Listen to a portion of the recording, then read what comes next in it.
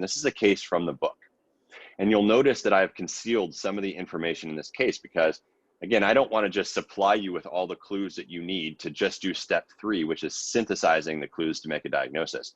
We want to emphasize how important it is to know what information is important to acquire and then acquire that information.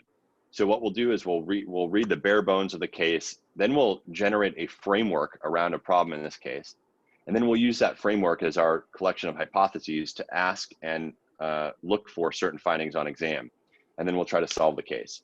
So this is a 51-year-old man with a history of chronic hepatitis C infection complicated by cirrhosis who presents to the emergency department with shortness of breath. He has been followed by a hepatologist for management of hepatic encephalopathy, ascites, and esophageal varices, which have been stable for several years. The patient has a history of shortness of breath that typically resolves following large volume paracentesis, which he has occasionally required. However, over the past few months, the patient has noticed progressive dyspnea despite control of the ascites.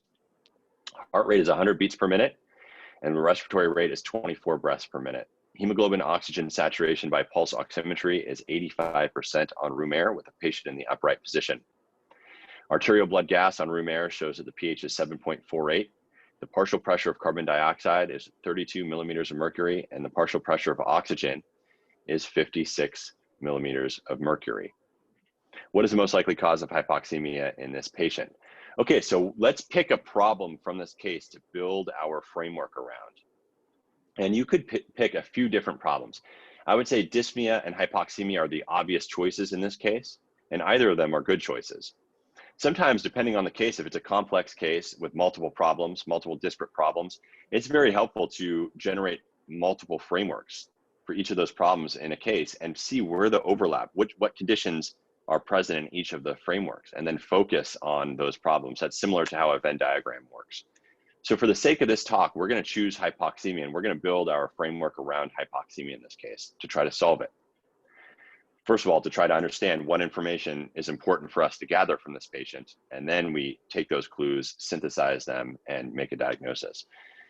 So before we get to the framework, a little bit on hypoxemia. So hypoxemia is a physiologic state in which the partial pressure of oxygen in arterial blood is abnormally low, defined as less than 80 millimeters of mercury. And we all remember this oxygen saturation curve of hemoglobin, where on the x-axis we have the partial pressure of oxygen in arterial blood, and on the y-axis the percentage of hemoglobin that is saturated. And obviously, as the partial pressure of oxygen goes up in blood, so does the percent saturation of hemoglobin, but it doesn't do so in a linear fashion. There's an S shape to this curve. And the numbers that I commit to memory here are 27 millimeters of mercury.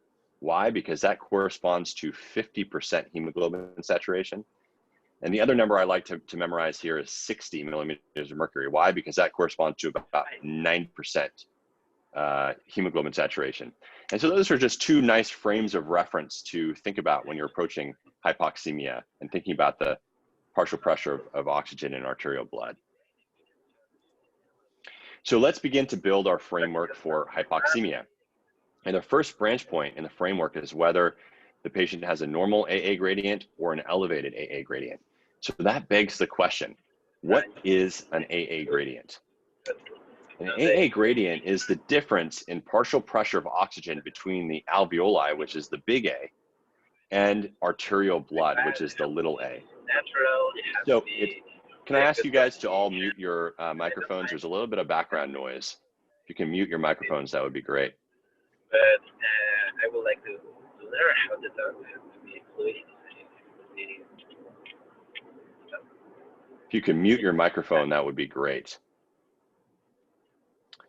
Excellent. Now, this is the way the body works. So we inhale oxygen in our alveolar space into our lungs, and we have a certain amount of oxygen here. That's the big A, and it diffuses across into the capillary and into the artery, and that's the little a. So the AA gradient is the difference in oxygen content between the lungs and the artery, okay? How do we obtain big AO2, or how do we know how much oxygen is in the lungs? How do we obtain little AO2? How do we know how much oxygen is in the arteries? Well, big AO2, alveolar oxygen content, is measured, calculated using the alveolar gas equation. And little AO2 is measured by sampling arterial blood. So let's focus for a moment on big AO2. Okay, so this is using the alveolar gas equation. And I know sometimes it can be challenging to look at these equations, but this is one of the equations in medicine that I would really encourage everyone to commit to memory. It's very good for understanding physiology, much like cardiac output equals heart rate times stroke volume. That's excellent for understanding hemodynamics. The alveolar gas equation is very helpful for understanding hypoxemia. So let's go through this equation. So the first question is what is the fraction of inspired oxygen of room air? That's FiO2, and that's 21%. What about barometric pressure at sea level? Who can tell me what barometric pressure is at sea level? Anybody know?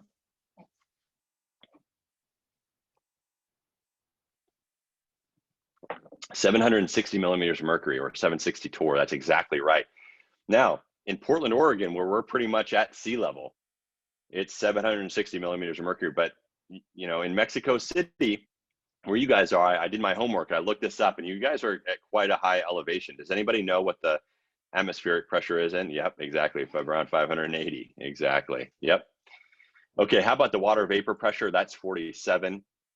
The normal partial pressure of carbon dioxide in arterial blood. What is normal CO2? Yeah, exactly, right around 40 millimeters of mercury. And actually, that's an interesting question. I was just about to ask, in Mexico City, I might imagine that it's actually a little bit lower because of the hyperventilation that occurs to compensate for the elevation. That's very good to know. And anybody know what the respiratory quotient is? It's usually around 0.8. Exactly. Nice job, you guys. And this depends somewhat on diet, but on average, it's around 0.8. So how much oxygen are my lungs seeing here in Portland, Oregon? So we'll plug in the numbers: 21%, 760, 47, 40, 0.8. And we come up with a partial pressure of oxygen in my lungs of around 100 millimeters of mercury. And let's say we have 0, I have no AA gradient. So whatever my lungs are seeing is diffusing across into my artery. And here we go. That's why I'm statting at 99 to 100%, because my arteries have somewhere close to 100 millimeters of mercury partial pressure of oxygen in them. What's your PaO2 in Mexico City? Well, I've substituted 760 millimeters of mercury, and in place of that, I put 580. And I didn't make the correction for PaCO2, which I've now learned, thanks to you guys, is a normal in Mexico City is around 30. So we would have to recalculate this a little bit. So this value would actually be a little bit higher than 62. But for the sake of this presentation, we'll go with this number at around 60. And so in Mexico City, this is a normal partial pressure of oxygen and hemoglobin saturation. It turns out that we're allowed up to a little bit of an AA gradient. So, and it depends on age. At age 20, we're allowed a gradient of up to about 17, and all the way up to an AA gradient of about 38 is normal in an 80-year-old patient. So let's now approach and talk about the side of the framework in which there's a normal AA gradient and a patient is hypoxemic. This may seem paradoxical to some. You may wonder, how is it that a patient could have a normal AA gradient and still be hypoxemic? Well, it all comes back to the alveolar gas equation and the fact that the little a is at the mercy of the big A. So if something is compromising how much oxygen we're seeing in the lungs, then it will compromise how much oxygen our arterial blood has in it. And again, it comes back to the alveolar gas equation. So if either of these two terms, if the amount of the partial pressure of oxygen that we're inspiring goes down, or the amount of carbon dioxide in our blood goes up, either one of these situations will cause the big AO2 to go down. And again, the little a is at the mercy of the big A. And so that would be anything that causes reduced partial pressure of inspired oxygen or hypoventilation. So let's show you, some of you still may be confused about how a normal AA gradient could cause hypoxemia or could be associated with hypoxemia. Well, let's take an example of a patient with a PaCO2 of 80, and they're in Portland, Oregon here. So all things are the same except for 40, we're gonna put 80 in. And that comes out to a partial pressure of oxygen of 50 millimeters of mercury. Even if this person has a completely normal AA gradient of 0, so whatever is in here is diffusing across perfectly well, Well, they're hypoxemic because they would only have a partial pressure of oxygen in their arterial blood of 50 millimeters of mercury, and they would be satting in the mid 80s. So this person has a normal AA gradient, but is hypoxemic. So I'm going to ask you guys, what are the causes of reduced partial pressure of inspired oxygen? We've already mentioned a few. And what are the causes of hypoventilation? Can you guys name some of those?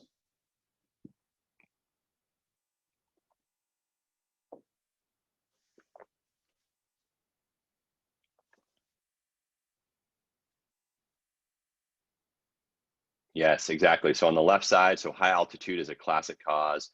Pollution in the air, when we blow up fireworks on Independence Day, we pollute the air. Hypoventilation side, obesity, hypoventilation syndrome, chest wall deformity, exactly. Opioid intoxication, that's a big one. We see that so commonly in the hospital, either benzodiazepines or opioids. Neuromuscular disorders, perfect. That's exactly right. You guys are right on the money. Now let's shift gears and go to the arm of the framework in which there's an elevated AA gradient. So there is something preventing the oxygen here from getting across and going here. So there's a big difference between how much oxygen is in our lungs and how much oxygen is in the artery. Turns out there are 4 basic mechanisms for how this can occur. Number one, you can have VQ mismatch in the form of dead space. So here your V is quite good. Your aeration in the lungs is excellent. So you have good oxygenation in your lung, but there's something preventing blood flow to that part of the lung. And so you have no Q. So you have a good V, but no Q. That's VQ mismatch in the form of dead space, which will cause hypoxemia. You can also have VQ mismatch in the form of physiologic shunt. So here your Q is great. You have good blood flow, but your V is poor. Something has filled the alveoli, and so it cannot oxygenate properly. You can have a situation where your V is excellent, your Q is excellent, but something, maybe fibrosis or something, is preventing oxygen from being able to diffuse across the membrane.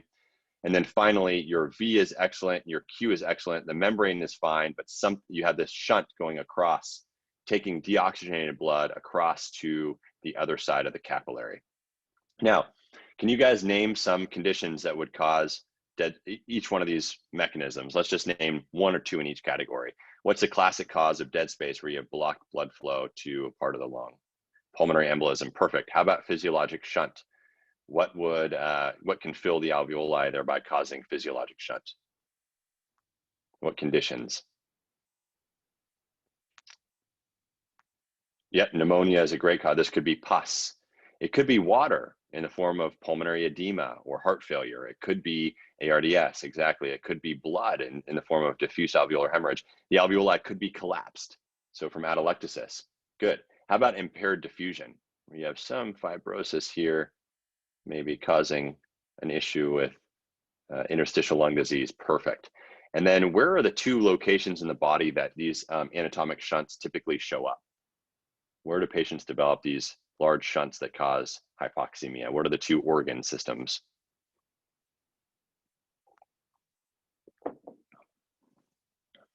You can have exactly intrapulmonary shunt. You can have intracardiac shunt. Those are the 2 main locations of shunts. And here is the full framework for thinking about hypoxemia. And here's our differential diagnosis. We've created now a bunch of hypotheses. Let's go back to the case now. And we want to know, the first question is what is the AA gradient in this case? That'll help us figure out what the diagnosis is. So if we go back and we realize that the partial pressure of carbon dioxide in this case is 32 millimeters of mercury. And so we calculate the big AO2 using that number, and we come up with a number of 110 millimeters of mercury. Now we want to know what's the little a, and it turns out it's 56 on that ABG measurement. So what's the AA gradient? It's 110 minus 56, it's 54 millimeters of mercury, which is abnormal in any case. This person is in his 50s, so his AA gradient is almost twice normal. So we now know that we're dealing with this arm, this side of the framework. So here's our differential diagnosis, and this is a collection of hypotheses. And when you have a hypothesis, that tells you what information you need to acquire from the case. So let's pick a couple of these examples, and I'm going to ask you guys to tell me what historical questions you would ask or what physical findings you would look for with that hypothesis in mind. So the first one here is, let's focus on pulmonary embolism. So what questions would you ask a patient if you're concerned about pulmonary embolism? Recent surgery, exactly. Yes. So thinking about trauma, stasis. Yes, a history of cancer. Perfect. You might ask them about a long plane flight. You know, are we going to ask every patient we ever interview whether they've been on a long plane flight recently? No, we're not. We'd only ask that question if we are concerned about pulmonary embolism. What physical findings might you look for? Well, here you might look for that DVT. You know, you're looking for a red swollen leg. You might listen to the heart, specifically listening for a loud P2 that would be consistent with pulmonary hypertension from a PE. Perfect. How about pneumonia? What questions would you ask a patient with that you're concerned might have pneumonia? Fever, cough. Perfect. And on exam, you're going to be looking specifically, that lung exam is going to be critical. You're looking specifically for, dullness to percussion, egophony, you're listening for crackles, tubular breath sounds, all of that stuff. How about interstitial lung disease? What questions might you ask a patient you're concerned about interstitial lung disease?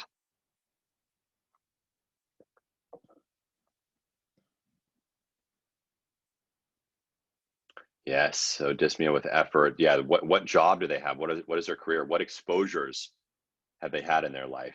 Do they smoke? Do they have connective tissue disease? Thinking about all the diseases like dermatomyositis and rheumatoid arthritis that can present with interstitial lung disease. Beautiful. Now on exam, you're going to be listening for crackles, not just crackles or rowels, but Velcro rowels on exam. And don't forget about testing. This differential diagnosis allows you to test with a hypothesis-driven method in mind. So, what would you order if you're concerned about interstitial lung disease? You might order a high-resolution CT scan, or you might order pulmonary function tests. Perfect. Now, what diagnosis in here, and somebody has already said it actually, are we thinking about in a patient? Remember, our patient has cirrhosis. So what condition in this list would you specifically hone in on and be concerned about in a patient with cirrhosis presenting with dyspnea? Hepatopulmonary syndrome, exactly. Now, what questions might you ask a patient if you're concerned that they might have hepatopulmonary syndrome? Well, not quite orthopnea. It's a great thought, Luis. Yes, platypnea. You quickly corrected yourself. Nice. And what is platypnea? That's okay. Platypnea, I knew what you meant. You quickly corrected yourself. Platypnea is dyspnea when the patient is upright in position, and it improves when they lie flat. Okay, the opposite of orthopnea. Now, on exam, you're going to be looking for orthodeoxia, which is the physical finding of hypoxemia in the upright position that improves when they lie flat. How about what's another exam finding if you're concerned about a shunt? Because hepatopulmonary syndrome really is a shunt. It's listed under physiologic shunt here because you get dilation of the blood vessels at the base of the lungs. And when they're upright, because of gravity, most of the blood flow is going to be at the base of the lung, the west zone 3 of the lung, and your shunt fraction increases. They can also develop, as a result, AVMs at the base of the lung. So hepatopulmonary syndrome is either in the physiologic shunt category or the intrapulmonary shunt, anatomic shunt category. And so what study would you order to prove your hypothesis that this patient might have hepatopulmonary syndrome?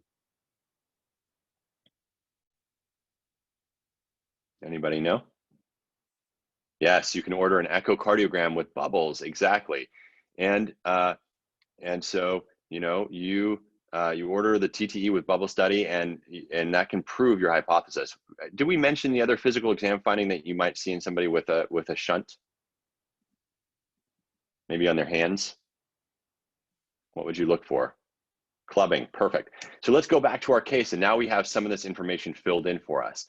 So we had most of the first paragraph, but now we have that the breathing seems to improve when the patient lies on his back. Okay, are you going to ask about platypnea in every patient that you interview? No, but you had a hypothesis here and you extracted that information. We had some of the exam, but now we know there are multiple and in fact, we have the finding of orthodeoxia. The hemoglobin saturation is 85% in the upright position and improves to 96% in the supine position. So orthodeoxia is present. There are spider angiomas on the chest. Not surprising, he has cirrhosis. The jugular venous pressure is 7, so normal. So again, one of our hypotheses was, could the alveoli be filled with pulmonary edema? And now that seems less likely because the JVP is normal. The lungs are also clear to auscultation. That helps us. Here's an image of the patient's hands shown in figure 46.1. What is this image showing us? Clubbing. Exactly. And we looked specifically for clubbing because hepatopulmonary syndrome was on our differential. And here is the bubble study that you asked for and that you ordered. You're not ordering this on everybody, but you ordered it in this case because you had a hypothesis. And so the way the study works is you inject these micro bubbles on the right side of the heart, and here you can see them. It's the hyperechoic material in the right ventricle. Now, normally the right ventricle is going to pump the blood to the lungs, and those bubbles will dissipate in the lungs. So they should never show up on the left side of the heart. If they do, you know that you have a right to left shunt somewhere, whether it's intracardiac or intrapulmonary. And the way you tell the difference is timing. So if the bubbles show up in the left heart right away within 2 or 3 beats, you know it's an intracardiac shunt, like a patent foramen ovale or an ASD or a VSD. If it takes a little while, like in this case, 8 beats later, then you've narrowed it down to the lungs. And so this shows that there's an intrapulmonary shunt. So what's our diagnosis?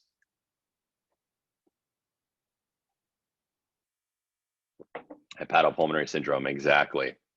So we developed a framework, we developed a differential diagnosis. We used that differential diagnosis to understand what questions that we have to ask the patient and acquire from the patient on exam and test the patient for. And then we acquired those clues, and then we synthesized those clues to make a diagnosis.